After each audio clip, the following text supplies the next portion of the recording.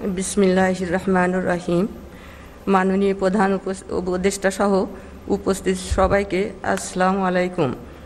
আজকে প্রথমে আমি স্মরণ করতে চাই জুলাই গণ অভ্যুত্থানের সকল শহীদকে, যাদের কারণে আজকের এই অনুষ্ঠানে আমাদের উপস্থিত হওয়া সম্ভব হয়েছে। তাদের সহ গত 15 বছরে জালিম সরকারের হাতে মৃত্যুবরণ করা সবাইকে আল্লাহ জান্নাতবাসী করুক। এখনও যারা আহত রয়েছে তাদের দ্রুত সুস্থতা কামনা করছি। আবরার ফাহাদকে এই পদক প্রদানের জন্য যারা কাজ করেছেন তাদের কাছে আমরা কৃতজ্ঞ। আজকের এই স্বাধীনতা পদক শুধু আবরার ফাহাদের বলে আমি মনে করি না, বরং দিনের পর দিন বাংলাদেশের সাথে কথা বলা প্রত্যেকের।